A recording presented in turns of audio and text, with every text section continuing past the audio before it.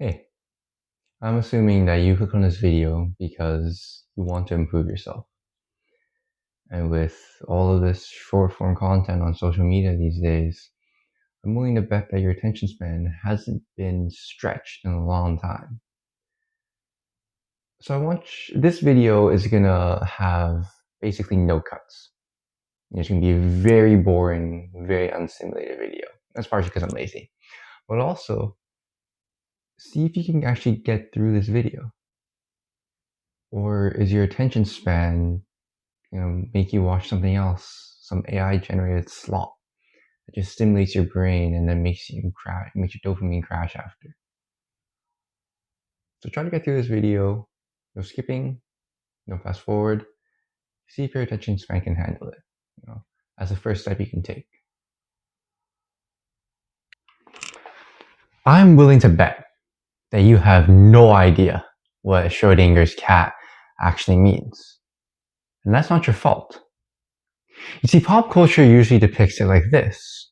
You have some sort of closed system in which two possible outcomes can occur. But because it's a closed system, you don't know which of those two outcomes will occur or have occurred. And so this is where Hollywood says that for some reason, because you don't know, both must be happening. It doesn't really make sense, does it? I'll give you an analogy. You can picture it like this. You get a letter from your dream school. And within this letter is an admission decision, whether or not you've been accepted. So you've been either accepted or you've been rejected.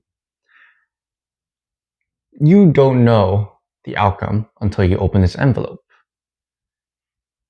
And so Hollywood would say that you're both accepted and rejected at the same time. And that's what Schrodinger's cat's supposed to mean, or whatever the hell.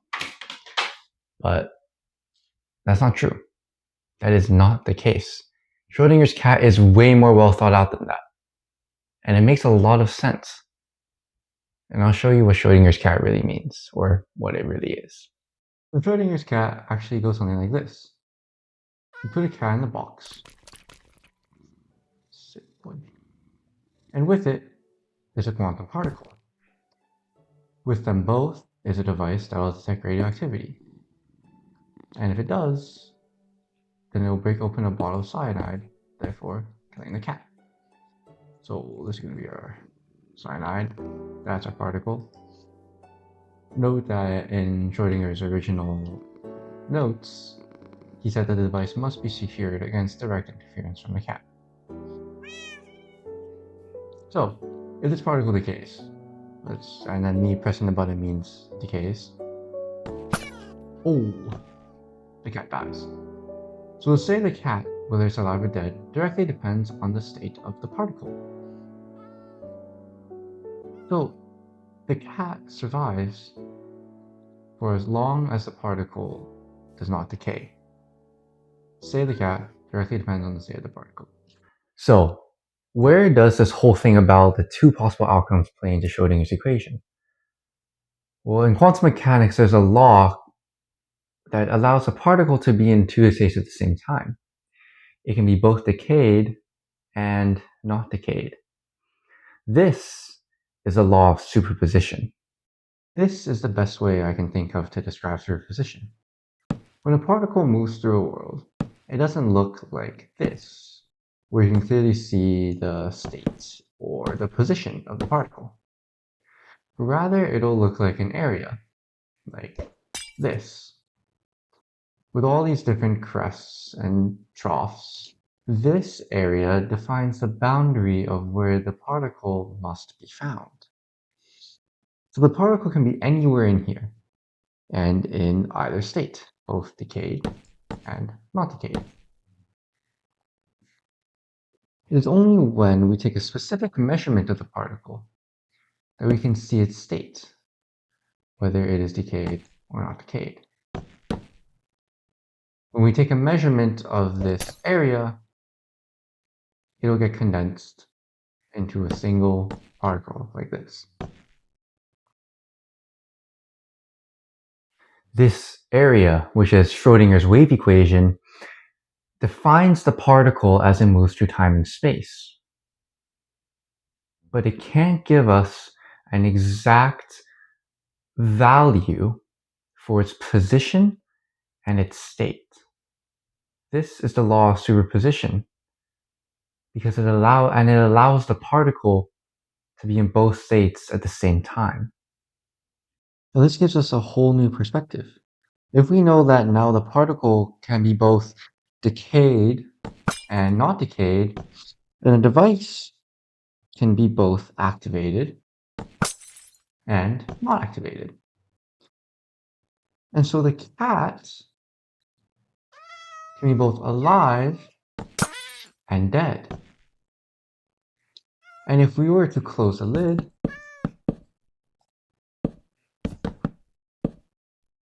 we have no way of knowing whether or not the cat survived because we aren't measuring anything.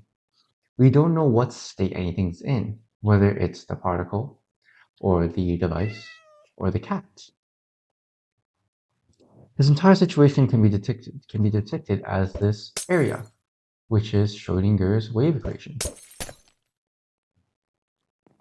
With technicality, the cat is both alive and dead until you open the box. Oh, he's alive. And just a quick cut to reiterate the difference between the cat with a thought experiment and the letter.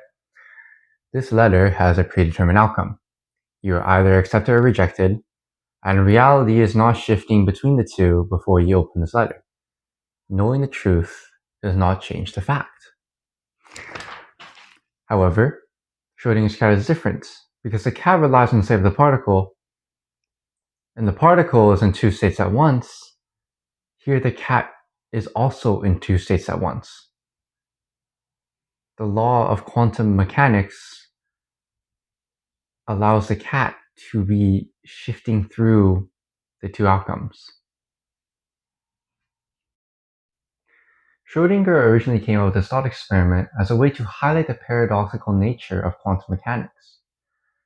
Schrodinger himself, and basically all the other scientists at the time, they all hated that this meant the world was luck-based. After all, when you open the lid on that box, it's just luck whether or not the cat has survived or not. In a famous quote that some physicists might know, that is that Einstein himself once said, "God doesn't play dice." In 1957, Hugh Everett came up with a theory that we know today as many worlds. Now, for a quick explanation, many worlds goes something like this. When you open the box, the reality you're currently in splits into two. One where the cat is dead, and one where the cat is still alive. This single particle here was able to double reality. And finally, this all brings me to my point. The point of this video. How is this information supposed to help you achieve your goals? How is Schrodinger's cat and the theory of many worlds supposed to help you achieve those wants you always wanted to get? James Clear, the author of Atomic Habits, once said, "If you get 1% better each day, at the end of a year, you'll be 37 times better than you were at the start." And the math checks out. 1.01 to the power of 365 is equal to about 37.78. And so that the small things compound. You know that they stack up to eventually let you see big results. You know that the small things matter. You know that the small things is how you accomplish the big things. But I'm willing to bet you don't take it to heart. Because if you did, you wouldn't be watching this video.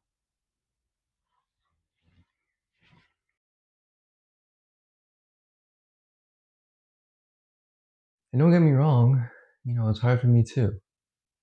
Like, I'm making this video and I'm making this channel to drive these points home to myself.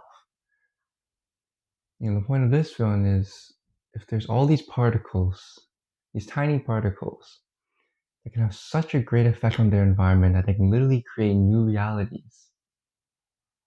What difference do you think you and I are going to make when we put our phones down and start studying or start working? Or we make something healthy at home instead of getting some junk food? Or we start working on that great business idea today instead of tomorrow or the day after next or the new year? Because the truth is, something doesn't get easier the longer you put it off. It's going to be just as hard tomorrow as it is today.